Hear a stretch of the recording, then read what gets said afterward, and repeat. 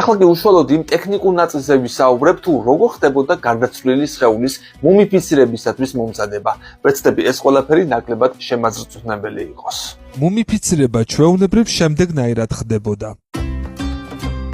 მუმიფიცირება მთელი რიტუალი იყო. თავდაპირველად მიცვალებულს ცხვირის ნესტოების ორივე სარკმელს უხსნიდნენ. შემდეგ ერთ ნესტოში მოღუნულ მავთულს ჩაუშვებდნენ და ატრიალებდნენ. ტვინის მასა კი მეორე ნესტოდან გამოდიოდა. მავთულს მაშინ გამოიღებდნენ, როცა დარწმუნდებოდნენ, რომ თავის ქალა აბსოლუტურად ცარიელი იყო ტვინისგან. ტვინის გამოღების შემდეგ მიცვალებულს პარასკიტი მუცას უჭრიდა და სწრაფად აცლიდა შიგნეულს, გულსა და ფილტვებს, რომლებსაც 4 დიდ სპეციალურ ურნაში ათავსებდნენ, რომლებიც შემკობინი იყვნენ ღმერთების, ხაპის, იმსეთის, დოამუტეთის და ხეფხენყუფის თავებით. თითოეულ ურნაში ცალ-ცალკე ათავსებდნენ თითოეულ ორგანოს.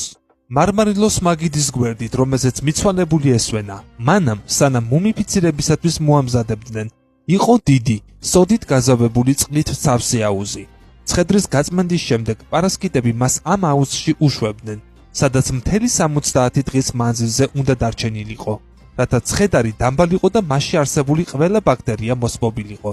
დალბობის პროცესში ცხედარს ხსნას რამდენჯერმე უცვლიდნენ. შემდეგ მიცვალებულს ძალიან გულმოდგინედ ბანდნენ და თვეზე მეტი ხნით დებდნენ მარილის ხსნარში. ამის შემდეგ აშრობდნენ 70 დღის განმავლობაში.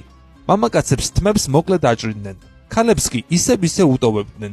შემდეგ სიცარიელეს ავსებდნენ ქვიშით, მატყლით, ნახერხით, თიხით.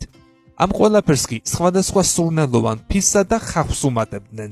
ამის შემდეგ იწყებოდა მუმიისთვის სახვევების შემოხვევის ხანგრძლივი პროცესი. დროთა განმავლობაში ეს სახვევები ისე იჟღინთებოდა ფისით, რომ მეცნიერები ძლივს ახერხებდნენ მათ დაუზიანებლად მოხსნას. მიცვალებულს დებდნენ ხის კუბოში ან ქვის სარკოფაგში, რომელსაც უმთავრესად ადამიანის სხეულის ფორმას აძლევდნენ.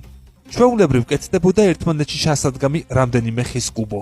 ხანდახან ასეთი კუბო ქვის სარკოფაგშიც იდგმებოდა. ამით მუმიფიცირება სრულდებოდა და გარდაცვლილი დიდგვაროვანი სამუდამო განსასვენებელს ჰპოვებდა.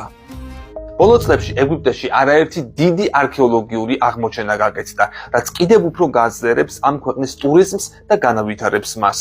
ასევე ხელშეუწყობს იმ დიდი საიდუმლოებებით მოცული ცნობების გამჟღავნებას, რაც ეგვიპტის უდაბნოს ქვიშების მრავალფენიან სიღრმეებშია დამანული. ვინ იცის, იქნებ პირამიდების ქვეშ კიდევ არის მიწისქვეშა უძველესი იდუმალი ქალაქები. საინტერესოა, სადამდე შეძლებენ მეცნიერები მისვლას და რა დახვდებათ იქ.